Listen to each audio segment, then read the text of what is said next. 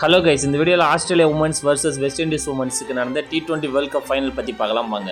இந்த match April 3, 2016 Eden garden ஸ்டேடியத்தில் நடந்துச்சு. இந்த மேட்ச்ல ஃபர்ஸ்ட் டாஸ் வின் பண்ண ஆஸ்திரேலியா உமன்ஸ் டீம் பேட்டிங் பண்ணாங்க.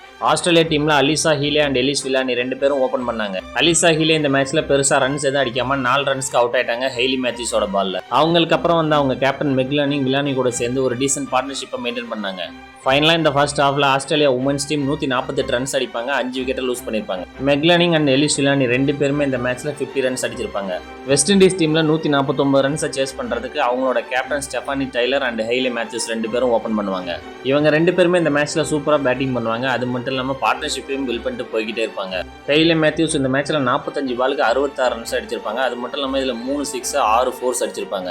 இன்னொரு எண்ணில் அவங்களோட கேப்டன் டைலர் நிதானமா ஆடி இந்த மேட்ச்ல அவங்களும் 59 ரன்ஸ் அடிச்சிருப்பாங்க.